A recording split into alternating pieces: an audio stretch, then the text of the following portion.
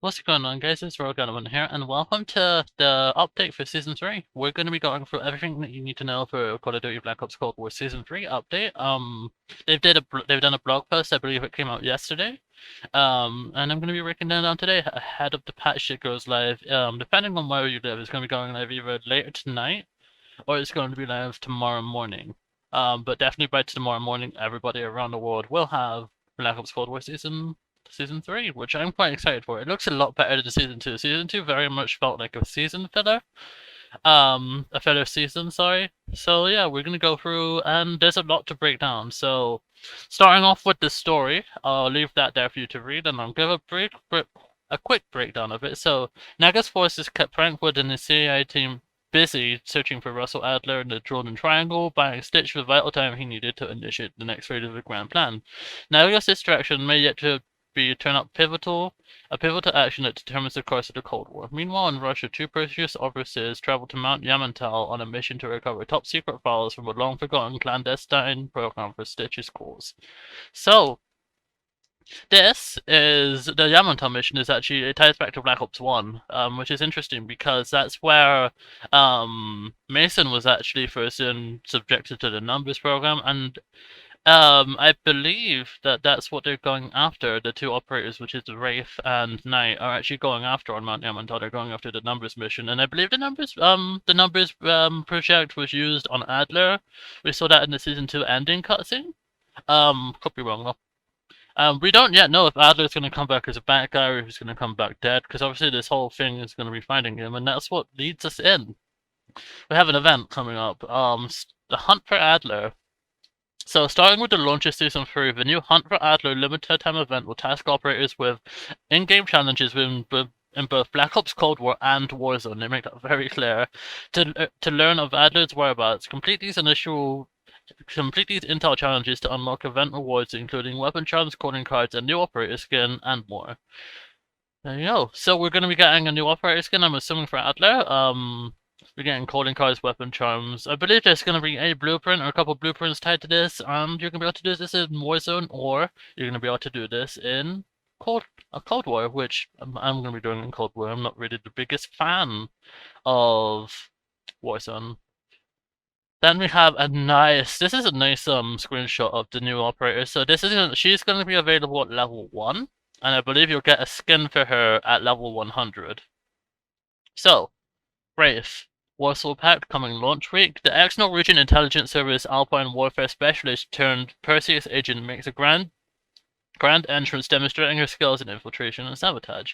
A vital asset in winter operations, cold-blooded and intolerant of weakness. She's the perfect antagonist to fight against NATO's forces. So you'll get Wraith. Yeah, there you go. You get Wraith at tier 0 by buying the Season 3 Battle Pass, and then there'll be an operator skin like Naga and like Stitch at tier 100. Moving forward, we have Knight, who's coming in season. The second member of the Deadly Perseus duo responsible for events at Mount Yamantau is a Roman Knight Grey born for the kill. Knight is a Dublin-born former MI6 and Wetworks operative who loves what he does. He joins Perseus to bathe in the glory of the chaos they promise. Happiest when killing in close quarters, he's brutal for the force to be reckoned with. So that's Knight. He's been coming in season. I like his mask. It's pretty cool. And there's the new sniper that he's holding. They're obviously on Yamantau. Moving on, we have Antonov, who's also coming in season. An ex-hitman, Antonov joined the military in lieu of serving extended jail time for his crimes. His expertise as a paid killer makes him extremely valuable and a lethal asset. Distrusted by the Warsaw Pact because of his criminal past, he finds himself assigned to duties where no one else wants. Bomb defusal and hazmat work. So, yeah, here we go. Get access to Knight and Antonov in part of the new Season 3 store bundle offering. So you're going to be able to get a 2400 call point bundle. I know it's expensive, but it's just the way it is now. And you're going to be able to get Antonov, which is this guy, and you're going to be able to get Knight in their own respective operator packs. Moving in, this one's more interesting to me. Price arrives in Cold War, and he's actually going to be interesting to unlock. So, the way this is going to work is if you own Black Ops Cold War, you paid the $60 or $70 to buy the game, you're going to be getting Price for free. And obviously, I'm assuming this is a way to get anybody who's still just playing Warzone to buy Black Ops Cold War, because obviously Price is a major character within the Modern Warfare universe, and they want people who want this version of Price to buy the game, and then they'll get access to it. But if you already own Cold War, then you're just gonna get access to him straight away, no questions asked, no charge. He's just straight up given to you, which I like. Um, and there we go as well. No, Black Ops Cold War Captain Price Operator is separate from Modern Warfare Price Operator. So, we think this is Price's dad, but there's not been much said about him. So yeah, it's interesting. Because obviously Price wasn't really old enough to be fighting in the Cold War as far as we know, especially given his age in modern day, so we're assuming this is his dad. But honestly, who knows? But then, that's an interesting shot. Anyway, six new weapons. We have the PPSH, that's a new skin for Park as well.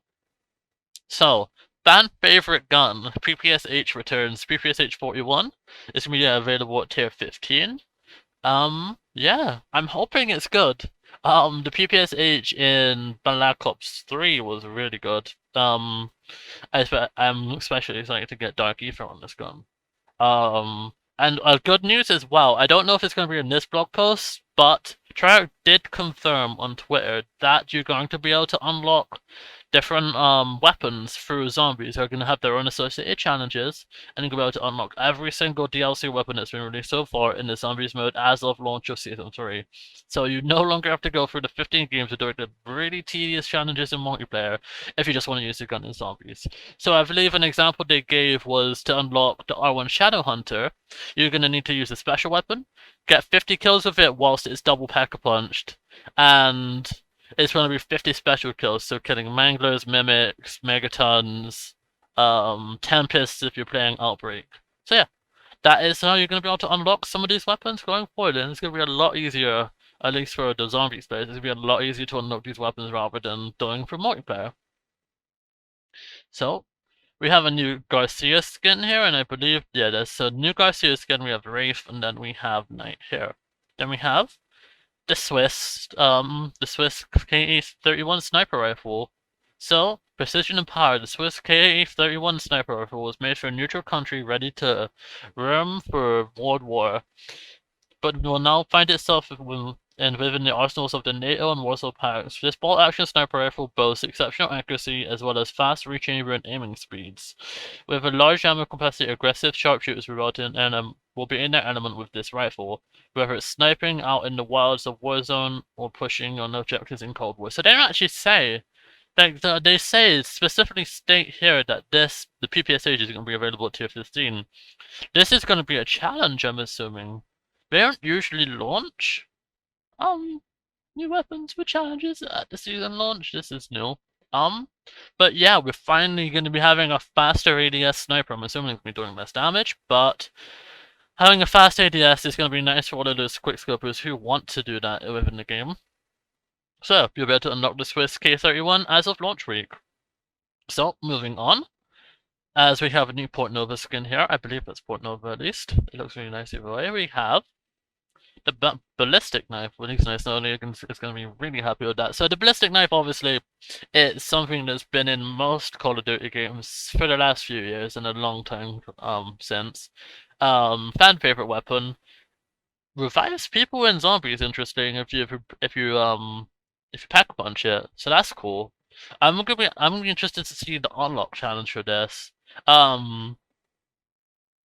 So this is going to be available at the launch of Season 3 in Black Ops Cold War, but if you want this in Warzone, then you're going to have to wait until the mid-season update. That's another interesting fact about this. So yeah, the ballistic knife coming launch week for Black Ops Cold War, but if you want it in Warzone, it's going to take about a month to come into there, I'm going to assume.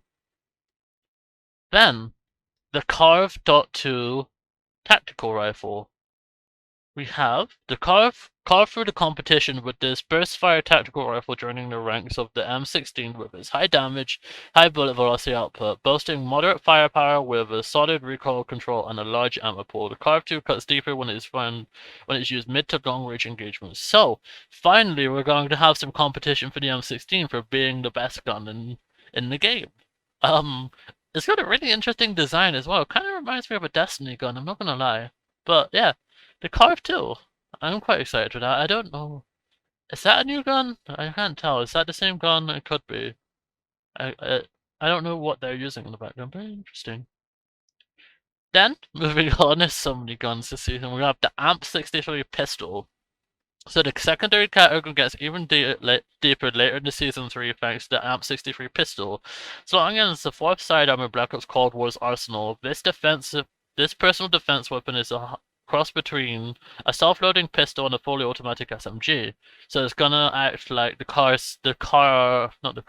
L-Car 9 in Black Ops 3, and there's a couple other pistols that it's basically gonna mimic. Very much looks like a World War II weapon as well. I'm gonna get onto that in a minute. So expect this weapon to output high amounts of damage in a short period of time thanks to its volatile nature, which makes it highly effective in close quarters. That's gonna be really fun for playing on Nuketown.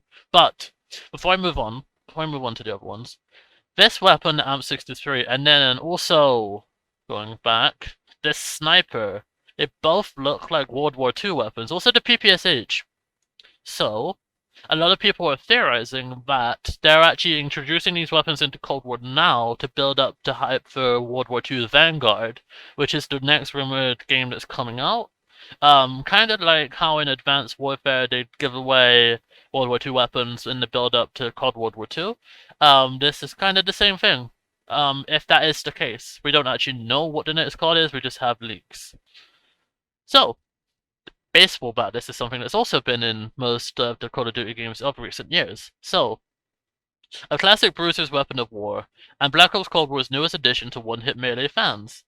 Unlock the baseball bat in season 3 and get out there and crack some skulls in multiplayer zombies in Warzone. Obtain the ballistic knife, carve, AMP-63 baseball bat in season 3 of in one of two ways. Complete an in-game challenge to obtain the free base weapon, or pick up a bundle with the blueprint when it appears in the store. I'm a little confused here. So wait, what? There's, but, uh, so hold on. I'm just gonna read that. So the ballistic knife, the tactical rifle, and the pistol are all gonna be store bundles or challenges. So that would leave the sniper. I'm guessing they just haven't included it in this little copy here. But I'm gonna take a stab and say that sniper's gonna be at tier 31. There's usually two weapons in the battle pass, tier 15 and 31. So I'm gonna guess that the sniper's at tier 31. That would make the most sense, but they just haven't listed it here for whatever reason. So, moving into the Cold War content, so we have 4 new multiplayer maps. They're not all 6v6, don't get too excited, but there is a more multiplayer maps for 6v6 than there was in Season 2, so that's the start. First of all, Yamantau, coming launch week. This is a map from the campaign. You play as Woods and Mason in this mission. And it's basically, we thought this was going to be a zombies map before the whole Euromantin stuff came out. But this is the original site of the numbers. As I said, the numbers mission and the numbers program. This was the original site for it. So yeah, this is gonna be an interesting map to play on. I don't know how big it's gonna be, but I'm hoping it's fairly small. I prefer the smaller maps in this game to the bigger maps. Then this map is also it's a 6v6, a 2v2, and a 3v3 map. So this map is definitely going to be small. So Diesel. In the lonesome desert, this slice of Americana erupts into a battleground geared for 6v6 as well as 2v2 and 3v3 in gunfight, as well as a fast-paced forensic map. Battle around the gas station and its surrounding buildings, smack dab in the middle of the Badlands get frying. I believe this is a new skin as well. That looks cool. And I definitely think that's one over. Finally, welcome back, you freaking king. Standoff. In season, unfortunately. This Black Ops 2 classic is an icon to fans and pros alike. In Season 3, it's coming back to Black Ops Cold War. Compete in 6v6 on this medium-sized map which features a timeless 3-lane fill and plenty of opportunities for outsmarting your opponents. Watch his buildings and mind the van over near the hay bales. I love this map in BO2. I can't wait. Standoff is just a phenomenal map. Finally! This is going to be coming to Outbreak first. This is going to be coming to Outbreak at the season launch, but Duga. It's a multi-team fire team map, so deploy with your squad to the Ural Mountains in this expansive new multi-team environment. Duga offers something for every playstyle, whether you prefer to move through the central admin offices for close-range battles, or work your way around the perimeter through the bus depot to get to chemical processing plant for long-range battles. If you can't immediately decide where to take your skills, try making your way to the array tower for a fantastic view before parachuting off to a destination of your choice. Can't wait until the mid-season update to play Duga? Get ready to drop into the map exclusive to Zombies Outbreak at launch the first half of the season. And with the return of the Ballistic Knife at launch, that can only mean one thing for multiplayer. That's a good time, I'll give them that. Sticks and Stones! Finally more party game modes, so yep, Sticks and Stones is coming back as of, I believe, the launch of Season 3. They don't exactly say here, but yes, Sticks and Stones. You'll have the Ballistic Knife and your one Shadow Hunter along with Tomahawks, and you can send people back a kill. I believe actually reset their kills if you hit them with the Tomahawk. You get more points for hitting them with the Ballistic Knife. And then you have the R1 Shadow Hunter. So yeah, this was in BL4 as well as BL3. I'm really excited for this. I love Sticks and Stones. So moving on to the next mode. This is a multi-team mode. We have multi-team elimination. The upcoming multi-team elimination mode brings the last team standing experience of Black Ops Cold War with the Cold War's biggest maps. So what this is, it's basically what Black Ops 2 might have been, because this is going to be basically Battle Royale, but on the fire team maps. So this is going to be interesting to see. I'm excited to see what they do with this. Because obviously we have Warzone, and I don't think this is going to get nearly as support as Warzone, because it's not going to be nearly as popular as Warzone, because Black Ops Cold War doesn't have nearly as many players as Warzone does. But Treyarch's attempt a battle royale in the Black Ops Cold War engine, it'll be interesting to give a shot. I'll say that much. So moving in. This is actually live right now. If you want to go and test it out, the Strafe Run score streak. So, I don't really need to read this out. I'll tell. Basically, what it does is it'll do a strafing run where it'll basically bomb the map, doing several different runs across the map. Be better from open maps like Nuketown. But what it will also do is it will destroy air support like UAVs, counter UAVs. So yeah, it should be an interesting score streak. I also see destroying the attack dropper there with this boy. Oh, I didn't mean to. Yep, there we go. So yeah, that'll be interesting. Then we have new weapons. We have the cargo truck coming at launch week. This is going to be available across multi-team modes. The cargo truck is a massive beast of machinery capable of fitting a few operators in its truck bed in addition to the driver and co-pilot. While cargo trucks fit in speed, make up for in firepower, come equipped with a mounted machine gun that allows the teammates to provide cover against potential threats. Okay, so yeah, that's going to be interesting, because we're going to be able to have somebody shooting at all times. I don't know if that's going to have infinite ammo or if it's going to run out of ammo. I'd like it to run out of ammo, because that could be very annoying. But we'll have to see how that plays out. I don't really play Fireteam, so the only thing that's going to help me with is if they put it into Outbreak, then that's great. It means you can conserve ammo in Outbreak. Speaking of Outbreak content and more in Zombies. So, starting off, we have the new field upgrade, which is Toxic Growth. So, Mother Nature bites back with this new field upgrade in the round-based maps and Outbreak, guaranteed to slow down the undead masses by harnessing Ethereum crystals Requiem's R&D team has developed. Toxic Growth, an activated field upgrade that summons deadly growth's toxic forms in front of an operator. Enemies moving through... I'll go through here so you can see it. Here you go. So, enemies moving through it have their movement speed half and suffer toxic damage until they exit through the affected area. Through the use of Ethereum crystals, operators can upgrade the toxic growth to give it more charges, double the damage, and even cause enemies to perish from the growth to explode. And there you go. You see all the the trees sprouting up out of the zombies. Really cool, actually. We knew this was in the game because all of the field upgrades leaked before the game came out, but interesting. I mean, it's been interesting to see. And here we go. New outbreak region. Durga launch week. The Dark Oath story continues to a fever pitch in Season 3 as Requiem expands its operators in Russia to keep the hordes at bay as you and your squad fight through the massive new Durga region set in the Euromantis packed with new documents, audio logs, radio transmissions, and hidden artifacts through the outbreak zone. Uncover new secrets of the Dark Ether as it stages step for events yet to come. So, I don't know. I would have thought they would have marketed more, but there was big talk going around about the Outbreak main Easter egg coming out with the launch of Season 3. But the fact they've been so quiet on it kind of makes me believe that it's going to be a mid-season thing. But we're still working up Durga, and I'm assuming Durga is going to hint towards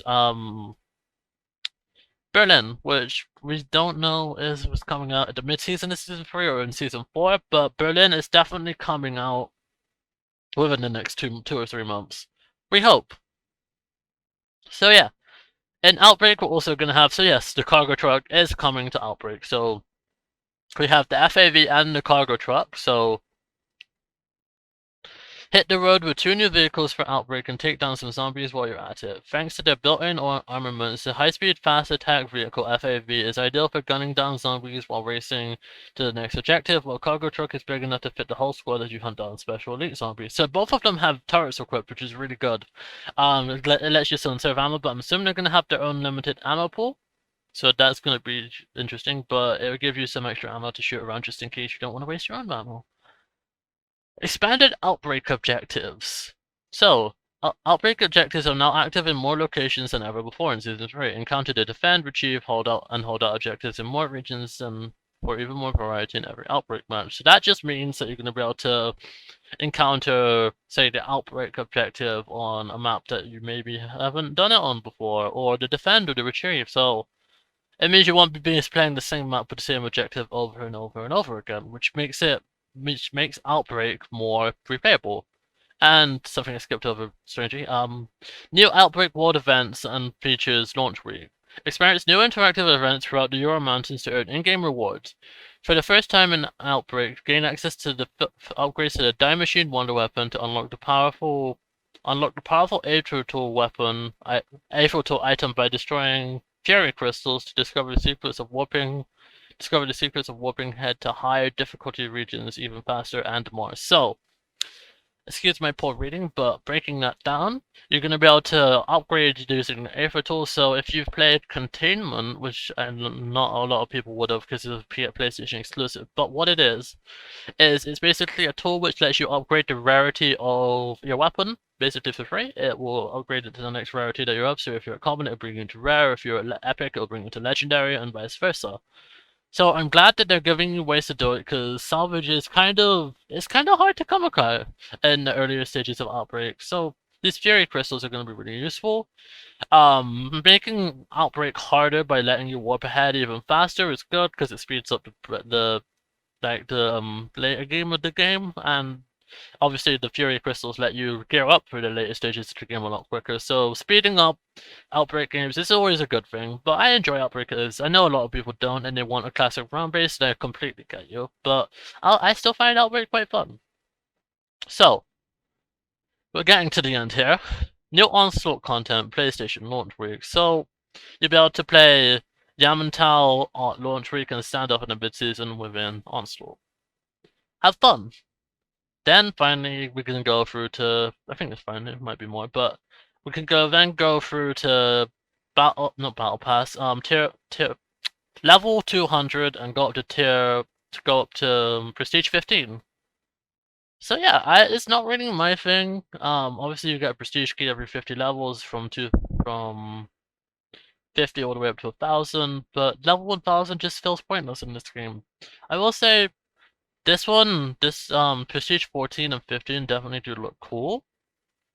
But is it worth going all the way through the grinding? At your own discretion, I'd say. For sure. So, then, you can continue past level 200. Yeah, so it's the same thing as before. It's not really my thing, but if it's your thing, then all the power to you. I really do like her design though.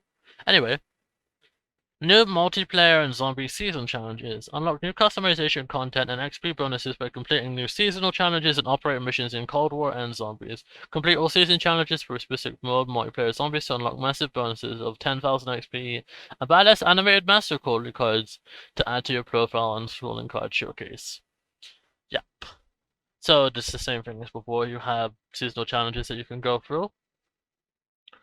Finally, so I'm not gonna go through all of this, but there is starting today, as this video goes up, there's going to be a Warzone event going on. Obviously, as you know, if you're keeping up with Warzone, the zombies have been slowly overtaking the map, very, very slowly. It's now got to 100%, and the nuke event is going to be happening over the next 2 days. So, if you're interested in experiencing Cold War's second, or Warzone's second live event, then definitely show up to Warzone over the next couple of days and experience the event. That should be very fun. I don't know if I'm going to be dropping in, but if you want to drop in, have some fun, if you have some time to spare, then definitely check it out. So yeah, finally, we have the file updates. So these have already rolled out. You've probably already seen these rolled out. For PlayStation, I know all of it came out last night. So for PlayStation 5, it's 12.3. It was actually 26 for me. I don't know why, but yep. PlayStation 4, it's 8.1. 11.6 for Xbox Series. Xbox One is 8.3. PC 13.1. Finally, Warzone. I don't know. Did I get the Warzone update in Cold War? I'm so confused. So, PlayStation 5 for Warzone is 25.6. PlayStation 4 is also 25.6, so all about around 25 gigs, give or take a few hundred megabytes. So yeah, that was all you need to know for Black Ops Cold War Season 3. If you enjoyed this video, do hit that like button, subscribe if you're new, and yeah, hit the notification button to know when all my videos go live. And I'll see you guys in the next video. Bye!